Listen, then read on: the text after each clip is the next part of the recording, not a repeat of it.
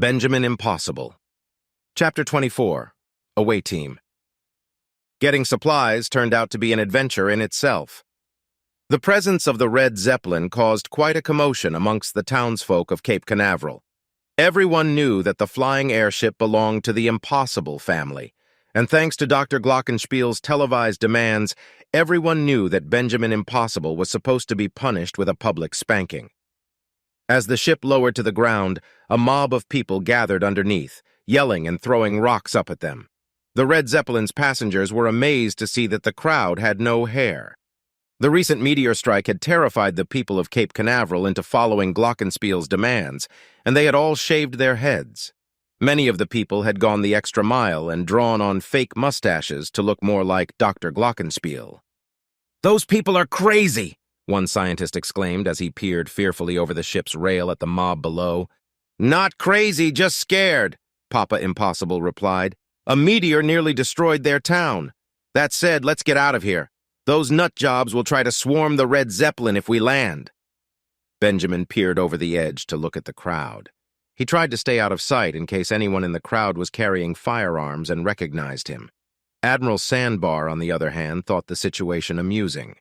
"Look at that! That man is holding a sign that says, 'Spank Benjamin.' Not a bad idea." Benjamin squinted at the Admiral.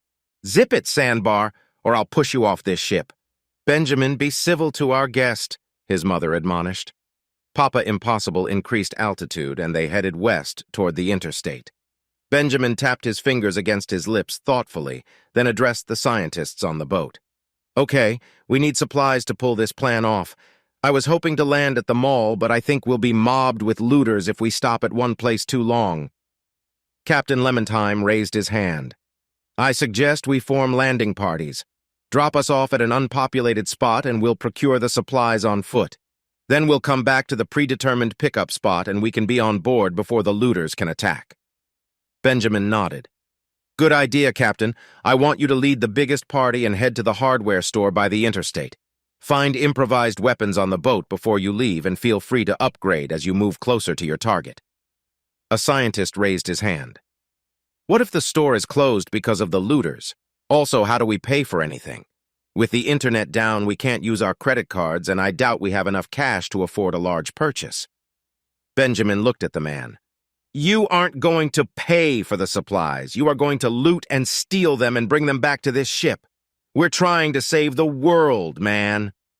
Papa Impossible nodded. "Impossible Incorporated is extremely wealthy. We will reimburse the store for anything we take." Benjamin threw the power mop to Captain Lemontime. "Take this. If the hardware store is locked, cut your way through the back door if you have to. Don't worry about security systems. With communications and phone systems out, the police won't be called to arrest you." The boy turned to Jethro, the janitor. "Jethro, you seem to be a solid guy. I want you to head another team and raid a party supply store. This list of supplies may seem odd, but just follow it to the letter." The janitor nodded, and Benjamin looked over to the Admiral. "Finally, Admiral Sandbar, you are in charge of the team getting supplies from the grocery store. This may be the most dangerous mission, especially if rioters are attempting to hoard food. You'll need to take enough scientists to back you up if a fight erupts in the food aisle." Admiral Sandbar harumphed. "What makes you think I'm going to be part of this fiasco?" Benjamin looked at the Admiral with surprise. "I assumed you'd want to be involved. If nothing else, there is the talk show circuit and the book deals." "What do you mean?" the Admiral asked suspiciously. "Are you kidding? If this plan works, it will be the most audacious military operation in the history of the world. There will be book deals, television appearances, and movie rights. We'll probably get medals of honor. The honorariums for speaking gigs will earn us millions of dollars a year." Benjamin pointed at the older man. "Do you want to be part of that, Admiral Sandbar, or do you want to go down in history as the grumpy admiral who wouldn't help save the world?" The Admiral's eyes glazed over for a moment, then he blinked with surprise. "Well, I hadn't thought of it quite that way. If we are saving the world, I guess I can pitch in." Benjamin grinned. "Good man. Just try not to shoot any townsfolk with the 9mm gun hidden in your waist pocket." The Admiral reached down to his waist and looked shocked. "How do you know about my hidden pistol?" "X-ray scanner. Captain Lemontime said, "in the guest bathroom." "X-ray?" the Admiral replied, looking confused. Benjamin pointed at a chair. "Never you mind.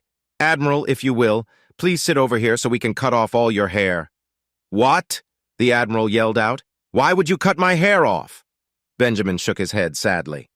"Admiral Sandbar, if you're going to be down there with all those looters, you'll need to blend in with the natives. Everyone down there has cut off their hair to comply with Glockenspiel's crazy demands. You'll need to do the same if you want to fit in." Benjamin had all the scientists queued up in a line.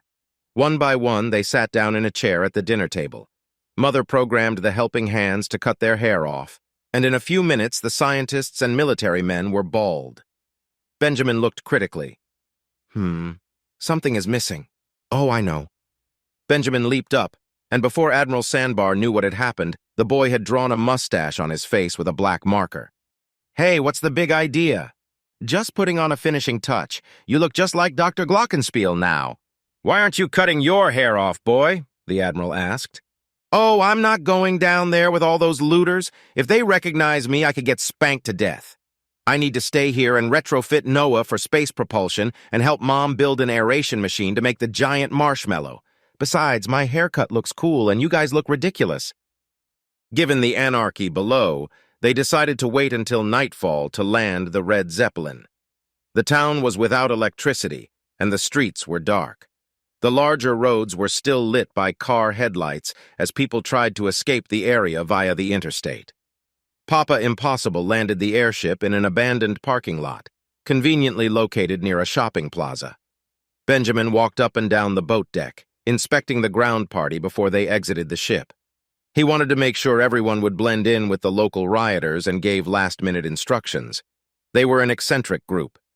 Captain Lemontime leaned comfortably against the boat deck, wearing blue jeans and a black leather jacket. The rocket scientists had a harder time looking normal, and Benjamin was forced to remove several pocket protectors.